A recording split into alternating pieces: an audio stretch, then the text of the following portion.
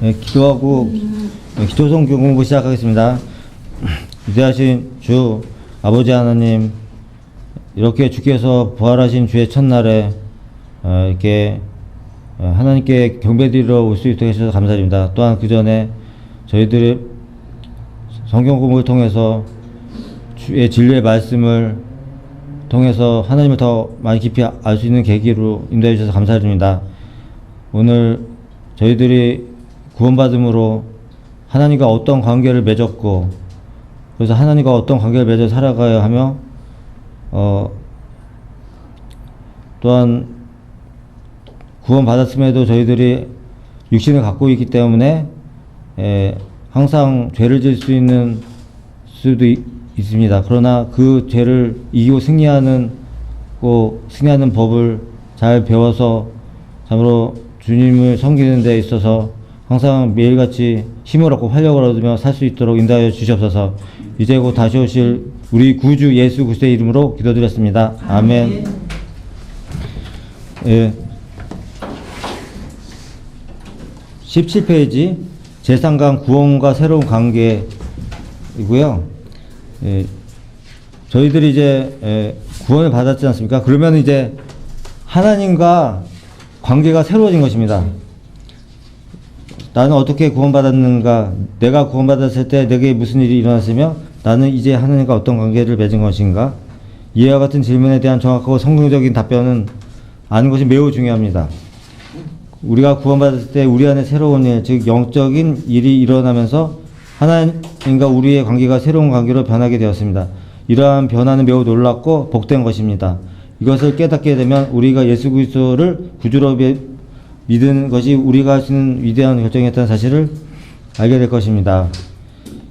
예수 그리스도를 믿었을 때 저희들의 영이 거듭나서 하나님과 교제할 수 있게 됐다고 했죠. 그래서 영적인 변화가 일어났고 저희는 이제 하나님의 나라에 들어가게 된 것입니다.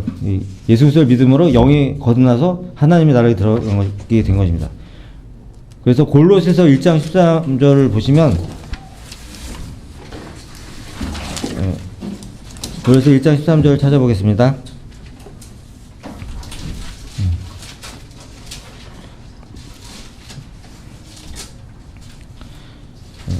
그분께서 우리를 흑암의 권세로부터 구하여 내셔서 그분의 사랑하는 아들의 나라로 옮겨 주셨으니,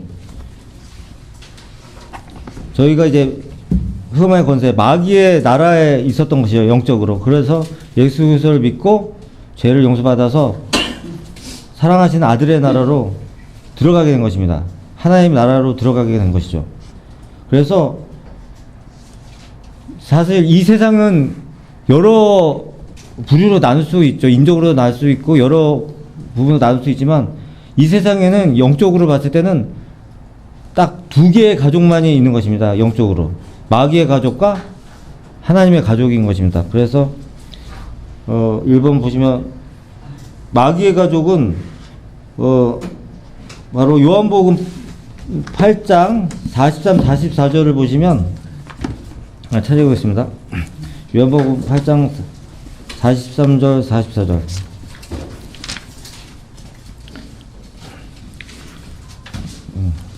찾으신 줄 알고 있겠습니다. 어찌하여 너희는 내 말을 깨닫지 못하느냐? 이는 너희가 나의 말을 들을 수 없기 때문이라. 너희는 너희 아비 마귀에게서 나와서 너희 아비의 정욕을 행하고자 하는도다. 그는 처음부터 살인자였으며 진리 가운데 거하지 아니하였으니 이는 자기 안에 진리가 없음이라. 그가 거짓말을 할 때는 자신에게서 우러나 한 것이니 이는 그가 거짓말쟁이요 또 거짓말의 아비이기 때문이라. 너희 아비 마귀에서 나왔다고 지금 하는 이 대상은 예수님을 반대했던 그런 바리새인이랑 사두개인들, 율법사들, 예수님 당시에 종교 지도자들입니다. 그러니까 사람들이 봤을 때는 되게 훌륭하고 도덕적으로 보였던 이 사람들이 마귀의 자녀라고 하고 있는 것이죠. 예수님께서. 놀라운 일입니다. 그러니까 세상의 관점과 너무 다르죠.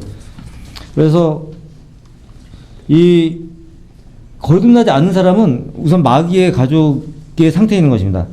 2번 보시면 우리 사람이 태어날 때 사람들은 육신적인 아버지를 통해 태어남으로써 이 가족에 들어가게 되는데 이 육신의 아버지는 모두가 아담의 후손입니다. 창세기 5장 3절은 아담의 후손들이 하나님의 형상을 잃어버리고 아담의 형상을 따라 영이 죽은 상태로 태어나는 것을 말씀하고 있습니다. 이와 같이 하나님을 인식하는 기간이 영이 죽으면 하나님을 알 수 없게 되고 그분과 교제할 수 없으므로 마귀의 자식들이 하나님의 말씀을 들을 수 없는 것은 너무나 당연합니다. 주님께서는 영이 죽어 있어 말씀을 깨달을 수 없는 사람들을 마귀를 아비로 둔 마귀의 가족으로 분류하셨습니다. 창세기 5장 3절을 보시겠습니다.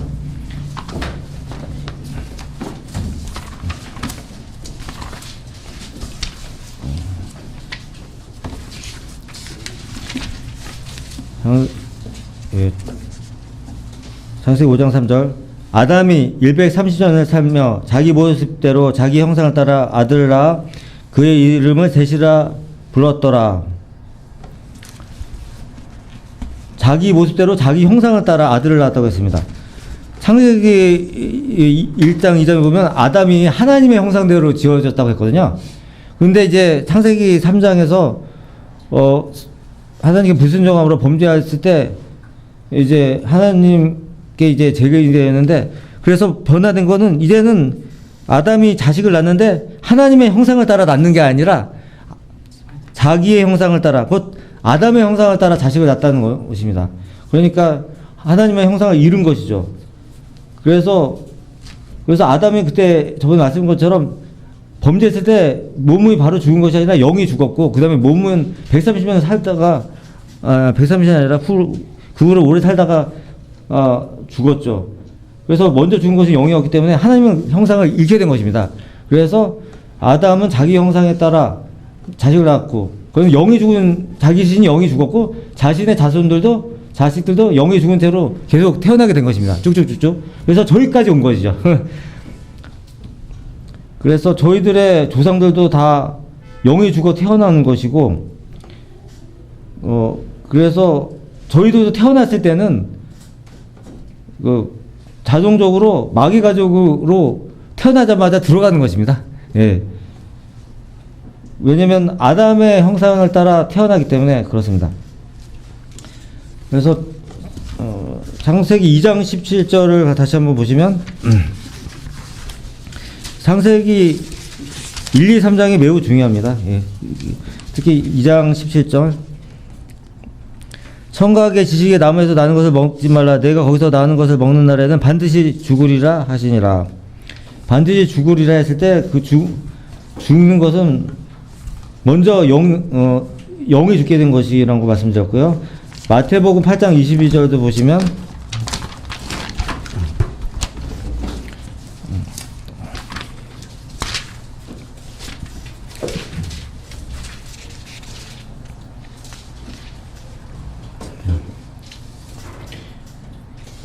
예수께서 그에게 말씀하시기를 나를 따르라. 그리고 죽은 자들로 그들의 죽은 자를 장사 지내게 하라고 하시니라. 말씀하셨죠? 제자로 자기가 따르겠다는 사람들에게 내 아버지 장사 지내게 해달라고 했을 때 예수님이 하신 답변입니다. 몸이 죽은 사람을 장사 지내는데 죽은 자들로 그들의 죽은 자들을 장사 지내게 하라. 영이 죽은 자들이요 그들의 몸이 죽은 자를 장사 지내게 하고 너는 나를 따르라 이렇게 말씀하신 것이거든요.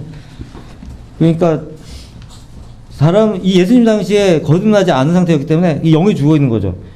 그래서 바로 영이 죽은 사람은 누구나 마귀의 자식입니다. 마귀의 가족입니다. 그래서 세상에서는 아무리 많이 배우고 공부를 하고 석사 박사학위를 따도 예수 그리스도를 믿어서 예수님의 피로 죄를 씻지 않으면 마귀의 가족으로 있는 것입니다. 그래서 이런 말이 있죠. 성경 없는 교육은 저주다. 그리고 구원 없는 교육은 저주다. 정말 아무리 많이 배우고 공부해도 이 단순한 복음, 구원을 받지 않으면 영이 죽은 채로 그냥 있는 거예요. 사실 IQ가 아무리 높다 해도 멘사 클럽에 가입돼서 활동한 사람이 할지라도 그게 혼이거든요. 혼. 그때 제가 저번에 말씀드렸을 때 혼은 몸과 같이 생겼다. 그거 누가 보면 심리적으로 말씀드렸는데 좀 더 제가 얘기 못한 건 호는 그 지정의를 갖고 있고 몸과 같이 생긴 겁니다. 그러니까 지옥에 간 그 부자는 자신이 살아있을 때 했던 그 모든 걸 기억하고 있어요. 기억을 한단 말입니다. 그리고 자기의 형제들을 생각하고 그 나사로를 보내달라고 요청하거든요. 그런 것처럼 호는 기억을 하고 있고 하는 거죠. 우리가 뭘 기억하고 암기하고 그리고 감정을 느끼고 또 뭘 해야겠다 계획 세워서 의지로 하는 것들, 그런 것들이 이제 호의 기능인데, 아무리 뭐 사람들이 뭐 노벨상을 타고 비행기를 만들고 해도 그게 다 혼적인 능력을 하는 것이지 영이 거듭나지 않았기 때문에 마귀의 가족으로 살고 있는 것입니다. 그래서 2번 하나님의 가족이 있습니다. 1번 거듭난 사람은 하나님의 가족에 속하게 됩니다. 에베소서 2장 19절은 하나님의 가족이 있음을 밝히고 있습니다. 에베소 2장 19절을 살펴보겠습니다.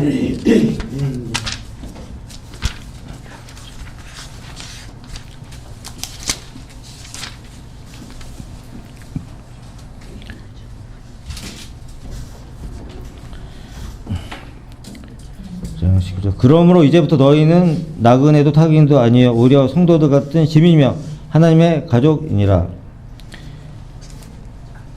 저희들은 사실 유대인도 아니었고 한국인이지 않습니까? 그렇기 때문에 이 성경에서 유대인이 아닌 사람은 다 타국인이라고 하거든요. 이방인.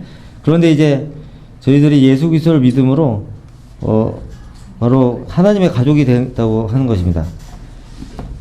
그래서 하나님의 가족 중에서도 이제 좀 더 말하면 하나님의 교회에 속하게 된 것입니다. 하나님의 교회. 그래서 우리가 알아야 될 것은 가족이 우리가 유신의 아버지의 피를 받아 유신으로 태어나잖아요. 그렇기 때문에 그 유신의 가족에 속하게 되는 것입니다. 그렇듯 예수 그리스도를 믿어서 예수님의 피로 저희들이 죄를 용서받았기 때문에 그래서 거듭나게 된 것이거든요. 그렇기 때문에 하나님에게서 태어났죠. 예수님의 피로 태어난 것입니다. 그래서 하나님의 가족으로 태어난 것이죠. 그래서 우리는 한 가족이니까 뭐 형제 자매 부친 모친이라고 부르는 것이죠. 예. 다 가문이 육신적으로 달라도 예수님의 피로 하나님께로부터 태어난 하나님의 가족이 되었기 때문에 그래서 우리 형제 자매라고 부르는 것이고 하나님의 가족이 된 것입니다. 2번 또한 요한복음 1장 12, 13절은 하나님을 아버지로 보신 하나님의 가족에 대해 설명하고 있습니다.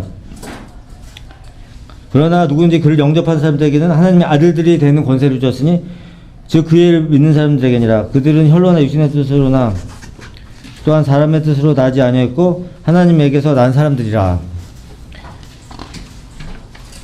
하나님에게서 우리 모두 다 태어났습니다. 그렇기 때문에 하나님의 가족이죠. 예. 하나님이 아버지고 우리는 그 하나님에게서 태어난 하나님의 자녀, 하나님의 아들이기 때문에 하나님의 가족에 속하게 된 것입니다. 그래서 3번 요한복음 3장 4절에서 6절은 영이 다시 태어나는 새로운 출생을 통해 하나님의 가족이 됨을 말씀하고 있습니다. 즉 성경은 이러한 육신이 아닌 성령에 의해 출생한 사람들을 가리켜서 하나님에게서 난 사람들 또는 새로운 피조물이라고 말씀합니다. 육신으로 난 것은 유교 또 성령으로 난 것은 영이니라. 요한복음 3장 6절. 우리 모두 성령으로 영이 다 태어났기 때문에 모두 한 가족이 된 것입니다. 그래서 이런 말도 있죠. 물은 피보다 진하다 이런 말이 있잖아요. 그건 뭡니까? 혈육이 중요하다는 거잖아요. 끊을 수 없는 관계. 그런데 영은 피보다 진하다 이런 말도 있어요. 그러니까 가족들이 같은 거듭나고 같은 믿음이라면 갈등이 없지만 어떤 가정은 갈등이 있잖아요. 어떤 게 거듭나지 않은 가족이 있다면 그때 이제 영은 피보다 진하다 그런 말을 함으로써 저희들이 주님을 섬길 때는 가족을 우선시 할 수 없는 것입니다. 그때는 이제 하나님의 말씀이 우리는 더 따라야 되겠습니다. 넘어가시고 4번 이러한 새로운 출생의 결과로 영원한 생명을 갖게 되고 새로운 피조물인 새 본성의 하나님의 본성에 동참하게 되었습니다. 그러니까 바로 거듭남으로 새로운 출생을 하게 됐고, 바로 예수님의 피는 영원하신 하나님의 피이기 때문에 영원한 생명을 주신 거죠. 우리가 육신의 아버지로부터 태어나서 받은 피는 유한하기 때문에 유한한 생명을 준 거잖아요. 그런데 예수님의 피는 하나님의 피니까 영원한 피를 주시고, 또 우리가 육신으로 태어날 때는 피를 통해서 죄성도 물려받고 성격도 물려받고 뭐 재능도 물려받고 약점도 물려받고 다 그런 거거든요. 근데 하나님께로 태어났으니까 하나님의 본성에 동참하게 됐죠. 하나님의 이로써 베드로서 1장 4절 이로써 우리에게 지극히 크고 귀한 약속들을 주시면 너희로 하여금 이 약속들을 통하여서 정욕으로 인해 세상의 길을 타락을 피하여 하나님의 본성에 동참하는 자가 되게 하려 하심이라. 베드로서 2장 4절 5번 마귀의 가족에서 하나님의 가족의 일원이 된 우리는 우리의 몸의 가치 또한 달라졌습니다. 이는 우리의 몸이 하나님께서 내주하시는 성령의 전이 되기 때문입니다. 너희가 하나님의 성전인 것과 하나님의 영께서 너희 안에 거하시는 것을 알지 못하느냐. 만일 누구든지 하나님의 성전을 더럽히면 하나님께서 그 사람을 멸하시리라. 이는 하나님의 성전 거룩하며 너희는 그 성전이기 때문이라. 고린도전서 3장 17절 말씀입니다. 이게 몸이 예수님을 믿었을 때 예수님께서 성령으로 우리 안에 들어와서 거거든요. 그러니까 구약에서는 하나님이 계신 곳이 성전이라고 했어요. 하나님이 계신 곳. 그러니까 구약에서는 그 출애굽 당시에는 광야에서 천막 같은 걸 쳤잖아요. 성막이라고 하거든요. 거기에서 이제 제사 드리고 했습니다. 그러니까 하나님이 거기 계시니까 성막이라고 했고 성전이라고 했고, 또 다윗 솔로몬 때 성전을 짓거든요. 그러면 이제는 솔로몬 성전에서 제사 지내고 하나님 경배했죠. 하나님이 거기서 계셨으니까 성전이라고 하는 거예요. 근데 지금은 성전도 없고 성막도 없어요. 그렇기 때문에 성령님께서는 우리 몸에 들어가 계십니다. 그러니까 우리 안에 계시죠. 그러니까 우리 몸이 하나님의 성전인 것입니다. 교회 건물이 있는데 거기에 구원받지 않은 사람들로 차 있다. 그러면 뭐 그 교회 자체가도 성전이라고 하는데 성전이라고 부를 수가 없는 것입니다. 구원받은 성도의 몸이 성령이 계시기 때문에 성령 하나님 아닙니까? 하나님이 계신 거예요. 보이지 않는 분이 보이는 우리 몸 안에 들어가 계시는 것이죠. 신비지만 진리입니다. 그렇기 때문에 저희 몸이 하나님의 성전이 된 것입니다. 6번 고린도후서 6장 14, 18절의 말씀은 하나님의 가족, 구원받은 성도들과 마귀의 가족, 구원받지 않은 세상 주인들을 분리되어야 한다고 명령하고 있으며, 하나님의 가족에게 세상으로부터의 적극적이고 능동적 성별을 명령하고 있습니다.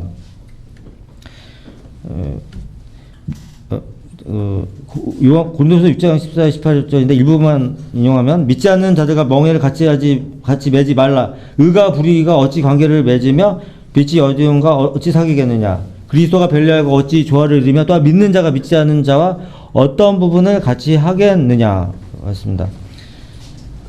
이게 세상에서 저희들이 살기 때문에 같이 살 수밖에 없죠. 이거는 그냥 산으로 가서 수도원으로 가서 살라는 건 아니고요. 이제 여기서는 사실 문맥적으로 보면 이제 결혼이라든가 어떤 동업하는 관계 이런 부분에서는 믿지 않는 자와 모든 부분이 다르기 때문에 문제가 생기거든요. 결혼이라든가 사업. 물론 이게 우리가 직장에서 일을 하고 할 때는 그런 거 어쩔 수 일하지만 이제 정말 멍에 같이 매지 말라는 거는 이제 어떤 그런 거에 대해서 이제 말씀하신 것입니다. 그러니까 성별에서 살라는 거죠. 같이 어떤 모임 같은 친목 모임 같은 데서 막 어울리거나 그러지 말고 그런 부분에서 성별하라는 것이죠. 예. 그래서 하나님께서는 하나님의 가족과 마귀의 가족을 영원히 분리시킵니다. 계시록 20장 15절 말씀을 보시면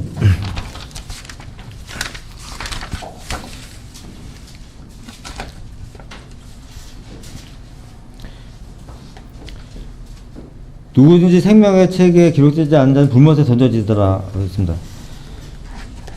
결국 마귀의 가족으로 계속 있다 보면은 나중에 이제 이게 백보자 심판을 말하는데 불못에 던져진다고 되어 있습니다. 영혼에서는 이제 하나님의 교회에 속한 성도들은 새 예루살렘의 영혼을 보내지만 마귀의 가족으로 계속 남아있는 죄인들은 영원한 불못이 그들의 영원한 거처가 되는 것입니다. 그래서 마귀의 가족은 마귀와 함께 불못에서 영혼을 보낸다는 것입니다. 그렇기 때문에 우리는 그래서 미래가 다르고요. 그래서 근데 마귀가 우리를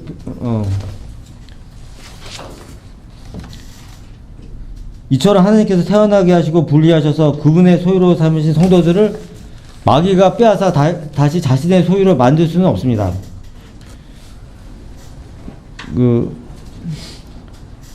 그러나 마귀는 각종 미혹과 죄의 유혹으로 성도들을 정복하고 점유할 수는 있습니다. 베드로후서 2장 19절 말씀 찾아보겠습니다.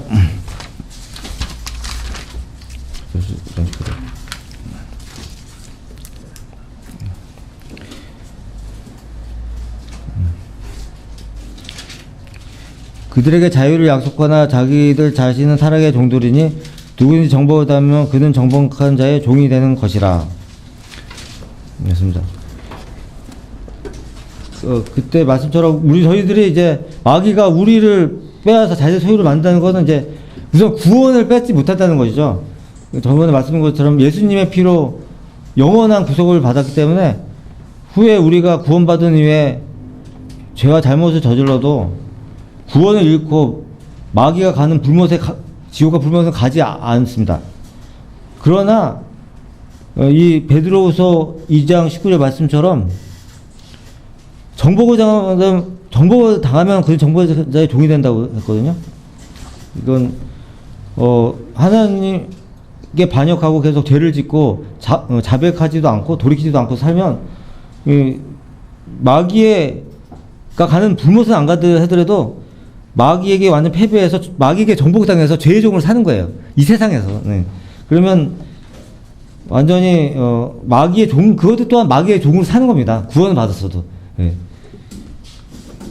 그러므로 마귀에게 점유되지 않도록 믿음 안에 굳게서 정신을 차리고 깨어 있어야 합니다. 그런 것이죠.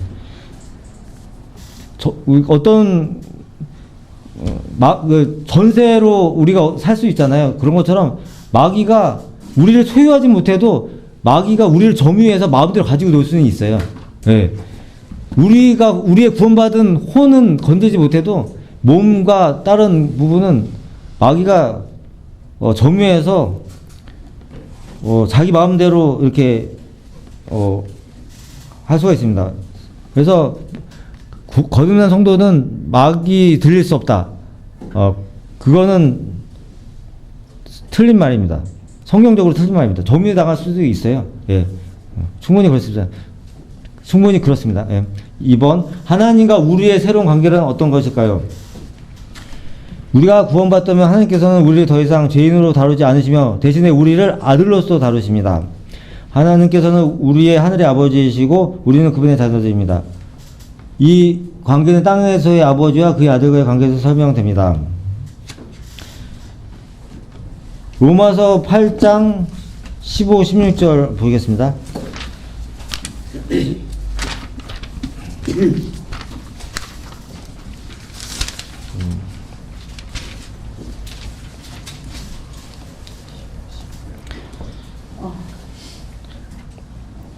너희는 다시 두려워하는 종의 영을 받지 아니하였고 양자되는 영을 받았으므로 그에 따라 우리가 아바 아버지라 부르짖느니라.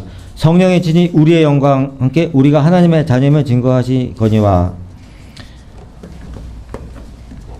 저희들이 죄의 종으로 살았는데 이제 양자되는 영을 받아서 이제 하나님 아버지로 부르게 된 것이죠. 그래서 저희들은 하나님의 자녀가 되었고 하나님의 아들이 된 것입니다. 그래서 이제 하나님은 전에는 왠지 하나님과 이제 저희들 사이에는 이제 원수 관계였는데 이제 하나님께서는 저희들을 아들로 대하십니다. 그래서 1번 보시면 아버지 하나님께서는 자기 아들을 사랑하고 돌보십니다. 너희 염려를 다 하나님께 맡기라. 이는 그분께서 너희를 돌보심이니라. 베드로전서 5장 7절 말씀.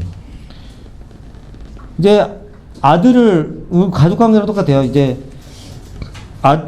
우리 유치인으로 태어난 아기들 보면 특히 아기들을 뭐 부모님이 자기를 안 돌본다고 여기지 않잖아요. 아침밥을 안 줄 거라고 여기지 않잖아요. 그런 것처럼 그런 것처럼 하나님께 염려를 맡기면 하나님께서 돌보신다 이렇게 말씀하고 있고요. 2번 아버지 하나님께서는 자기 아들을 보호하십니다.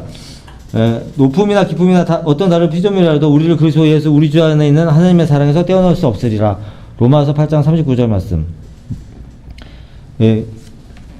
그렇고 3번 아버지 하나님께서는 자기 아들 위하여 필요한 것을 친히 마련하십니다. 그러나 나의 하나님께서 그리스도 예수를 통하여 영광 가운데서 그의 풍요함을 따라 너희의 모든 필요를 채워주실 것이라. 오직 하나님 곧 우리 아버지께 영원 모토록 영광을 돌릴지어다. 아멘. 빌립보서 4장 19, 20절 말씀.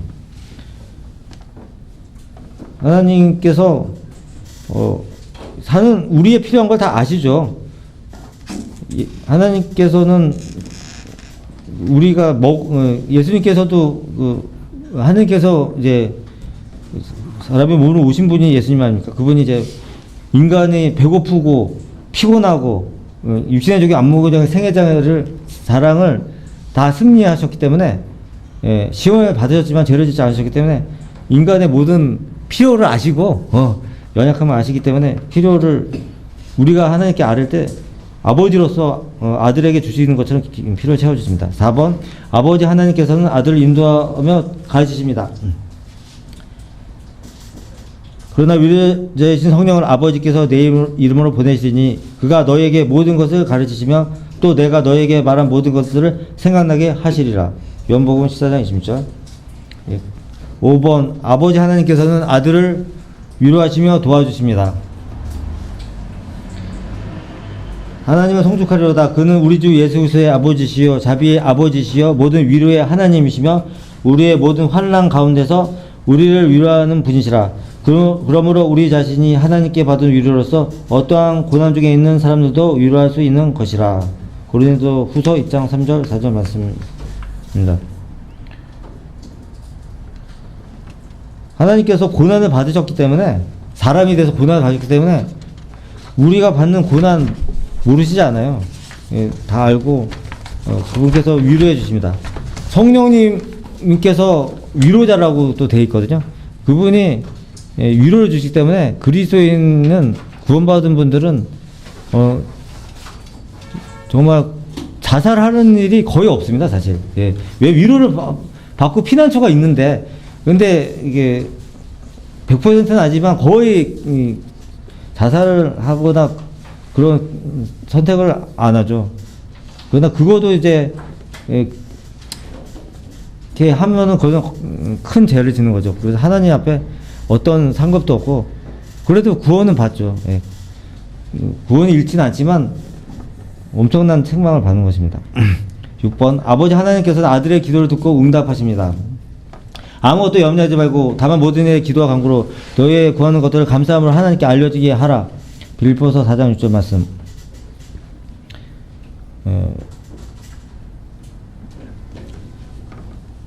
하나님께 알려지게 하면 하나님께서 분명히 듣고 응답하십니다. 그 응답이라는 게 무조건 예스가 아닐 수도 있어요. 예, 아니요, 잠시 기다려라. 이렇게 세 가지로 응답인데 다 응답입니다. 예스로 해서는 안 되는 걸 노로 하는 건 응답이거든요. 그걸 예스로 했을 때는 완전히 그게 멸망하는 길이라면 당연히 하나님께서 우리 자신부터 잘 아시는 하나님이 전지전능하신 하나님이시기 때문에 아버지 하나님이시기 때문에 그럴 때는 노, 때로는 필요하지만 지금은 아니다 하면 웨이트, 기다려라 이렇게 응답하신 것입니다. 7번 아버지 하나님께서는 아들을 바로잡기 위해 징계하십니다. 다 읽기는 좀 기니까 1부만 인용하겠습니다. 또 마치 자녀들에게 했던 것과 같이 너에게 거면하신 말씀이 있었으니 곧 내 아들아 주의 징계를 경시하지 말고 책망을 받을 때 낙심하지 말라. 주께서 그의 사랑하는 자를 징계하시고 그가 받으시는 아들마다 매질하시니라고 하신 것이라.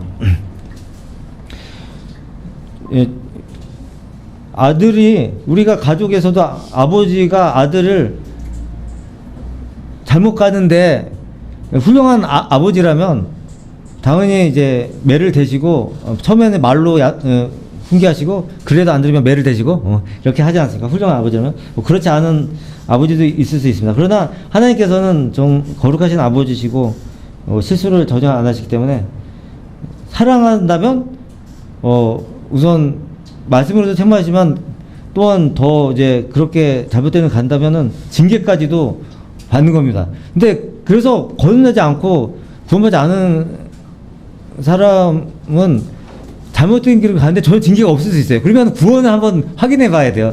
반드시 징계가 있습니다. 자신이 거듭난 사람이라면 징계가 따릅니다. 그거를 본인이 알아요. 예, 자신이 압니다. 8번 아버지 하나님께서는 아들을 말씀으로 먹이십니다. 그러나 주께서 대답하여 말씀하시기를 기록되었으되 사람이 빵으로만 사는 것이 아니요 하나님의 입에서 나오는 모든 말씀으로 사느니라고 하느니라 하시더라. 마태복음 4장 4절 말씀. 그렇죠? 저희들이 하나님 아들 예수 그리스도를 믿어 구원을 받았고 하나님께서 저희들을 사랑하셨기 때문에 말씀을 먹이시고 지금 계시지 않습니까? 예. 바른 성경이 한국 행점 성경으로 인도한 것 자체가 말씀을 먹이시고 있는 증거죠. 예.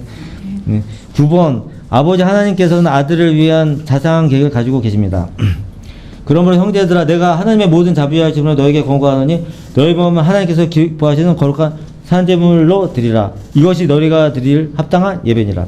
너희는 이 세대가 일치하지 말고 너희 마음을 새롭게 함으로써 변화를 받아 하나님의 선하시고 기뻐하시고 온전한 뜻이 무엇인지 입증하도록 하라. 로마서 12장 2절 3절 말씀. 하나님께서 저희들에게 선하시고 기뻐하시고 온전한 뜻. 선한 건 좋지만 더 좋은 게 기뻐하시는 뜻이고요. 그 다음은 완벽한 것은 온전한 뜻입니다. 그래서 이렇게 세 가지로 나누신 것인데요. 그런 하나님께서 저희들에게 이제 그런 계획을 갖고 그 계획에 따라 인도하시고 계십니다. 이와 같이 아버지 하나님은 우리를 사랑하는 아들들로 대우하십니다. 선한 아버지는 결코 고의로 그의 아들을 해치는 어떠한 일도 하지 않습니다. 그는 오직 자기 아들이 자신이 바라는 모습으로 자라고 성숙하도록 도울 수 있는 일만 할 것입니다.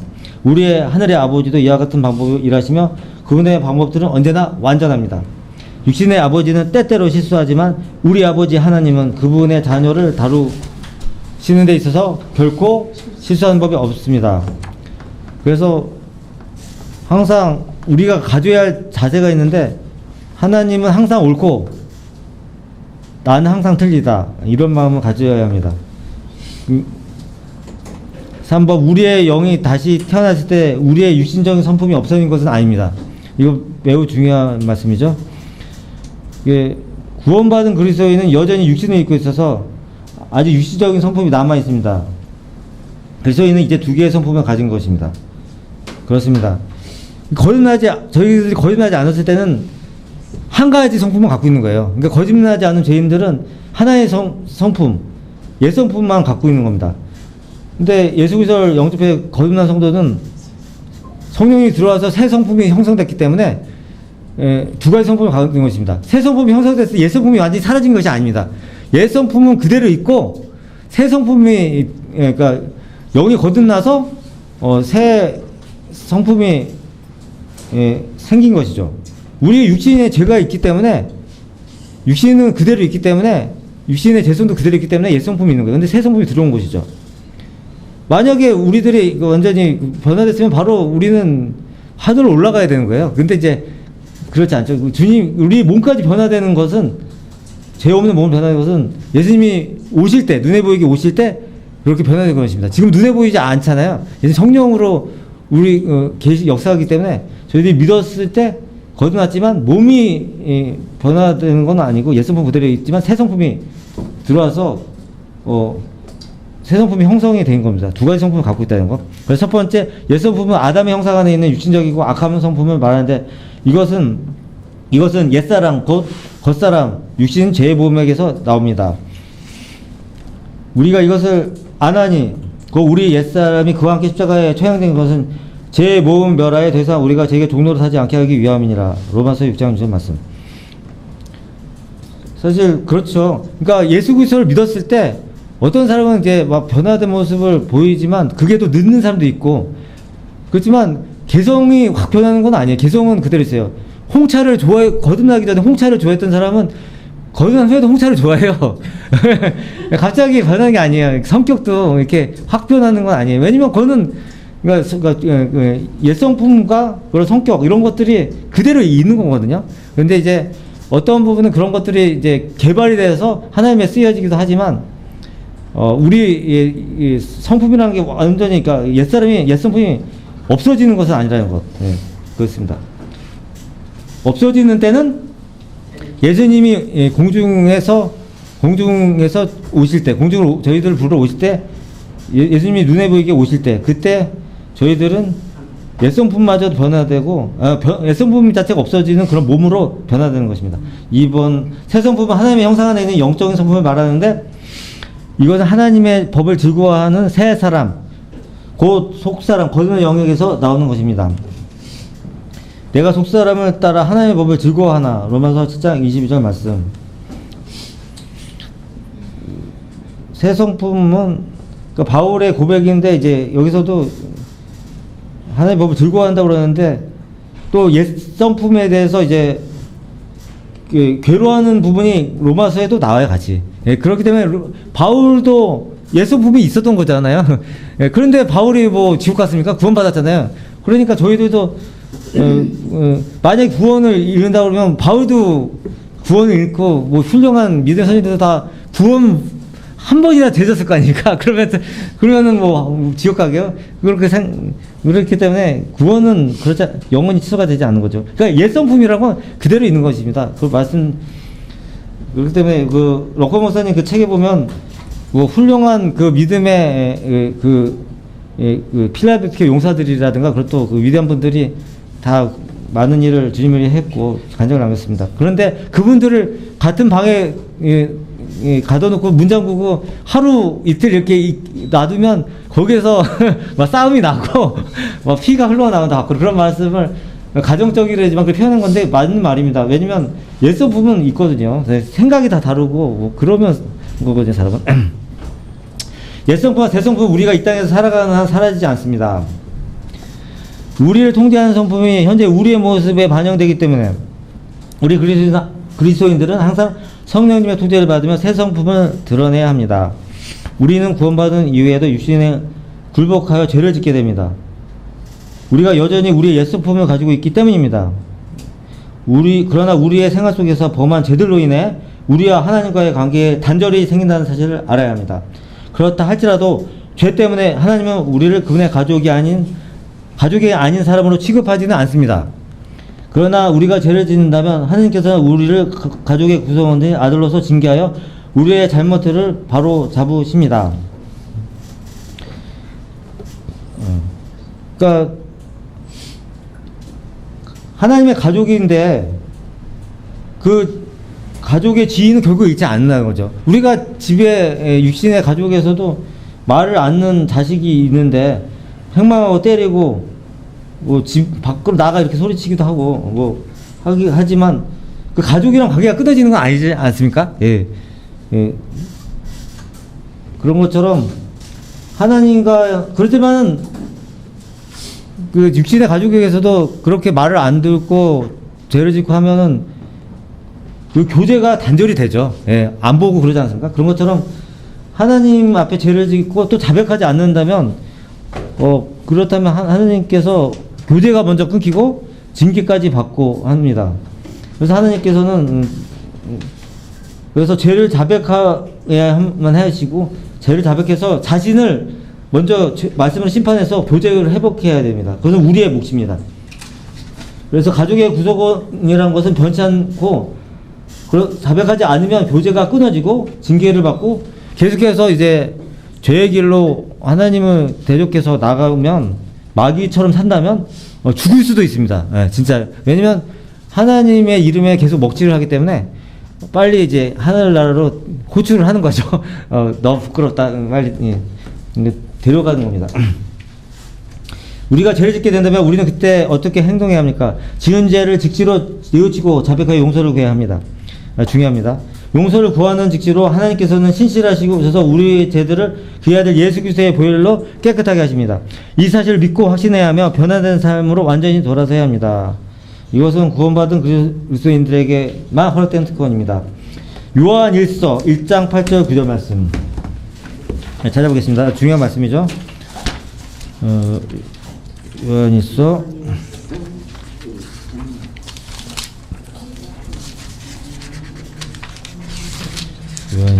1장 8절 9절 말씀 찾으신 줄 알고 읽겠습니다. 만일 우리에게 아무 죄도 없다고 말하면 우리 자신을 속이는 것이요 진리가 우리 안에 있지 아니하나 우리가 우리 죄들을 자백하면 그는 신실하시고 의로우셔서 우리의 죄들을 용서하시며 모든 불의에서 우리를 깨끗하게 하시느니라. 만일 우리가 하나님과 교제가 있다면서 어두운 가운데 행하면 우리가 거짓말하는 것이면 진리를 행하지 않는 것이라 말씀이고, 반드시 죄를 지으면 그것을 정직하게 죄를 지었다고 자백을 해야 돼요. 죄를 안 졌다고 숨기면 안 됩니다. 죄를 지을 수도 있어요. 그러면 육신이 있기 때문에 육신에 따라 살면 죄를 지을 수 있는데, 그땐 미루지 말고 바로 하나님께 죄를 자백하고 예수님의 십자가의 보혈을 의지해서 자백하고 한다면 하나님께서 바로 그 죄들을 기억하지 않으시고 하나님과 교제를 회복시키십니다. 그래서 하나님을 섬길 수 있게 하는 것이죠. 그래서 잠언 28장 14절 말씀 보시면, 자기 죄들을 숨기는 자는 번성치 못할 것이나 죄를 자백하고 버리는 자는 누구나 자비를 얻으리라. 잠언 28장 14절 말씀입니다. 반드시 꼭 기억해야 될 말씀입니다. 예수품이 그러니까 있기 때문에 없어진 것이 아니기 때문에 죄를 지었을 때 구원을 잃어버렸다고 여기면 안 되고, 바로 죄를 지은 것 하나님 앞에 인정하고 하나님께 죄를 자백함으로 죄들을 용서함을 받고 하나님과 교제를 회복해야만이 하나님을 섬기고 하나님의 자녀로서 계속해서 살 수가 있는 것입니다. 이상으로 제3강 구원과 새로운 관계의 기초 성경 공부를 마치겠습니다.